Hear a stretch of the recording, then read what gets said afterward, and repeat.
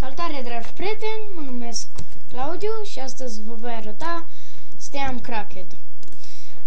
În primul rând aveți nevoie de setup, aveți link de downloadare în descripție, este cu Mediafire, nu este niciun survey sau ceva genul ăsta, este doar Mediafire, free full download și intrăm în el, dăm run. Dacă aveți Windows 7 o să ceară să ruleze cu administrare, dăm yes sau ok, depinde dacă aveți în engleză sau în română.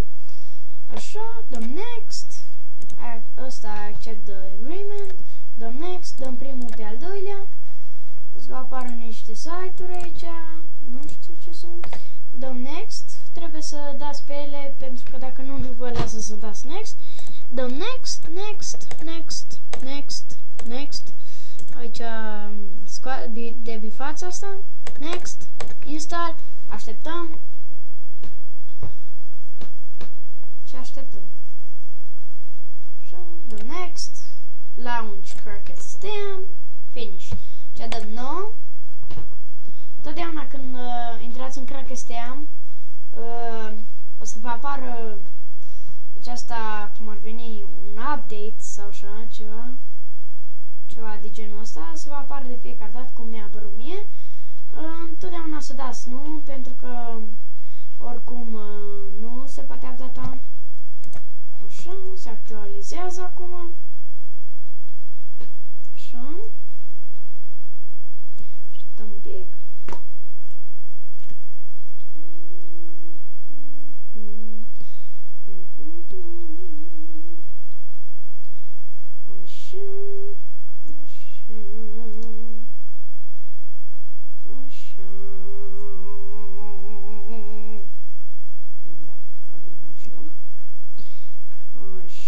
Așteptăm puțin.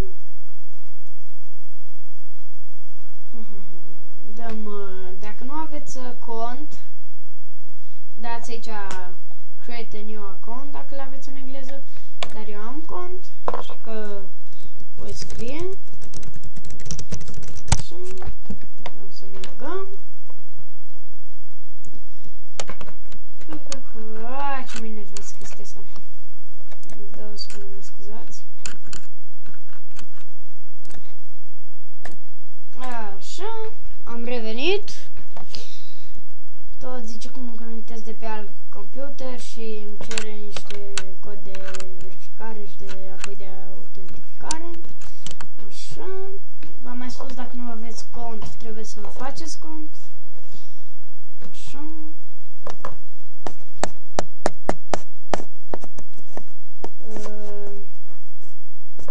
Când puneți Cracked Steam ăsta, trebuie să aveți Steam-ul instalat deja. Și vedeți, aici sunt toate jocurile.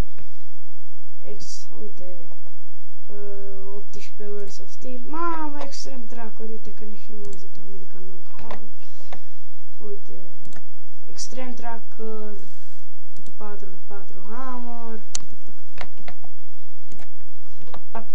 Access of the Galaxy, toate jocurile, inclusiv toate de pe Steam.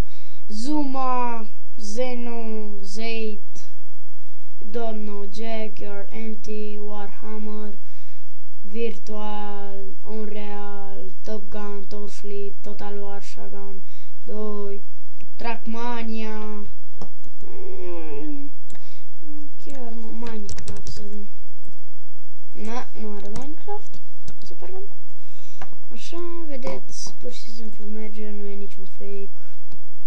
Are și Counter, uite pe aici, unde e?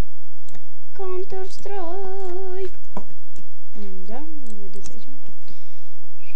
Bun, cam atât a fost pentru astăzi. Vă mulțumesc pentru vizualizare și dacă ți-a plăcut video ăsta, dă un like și un subscribe.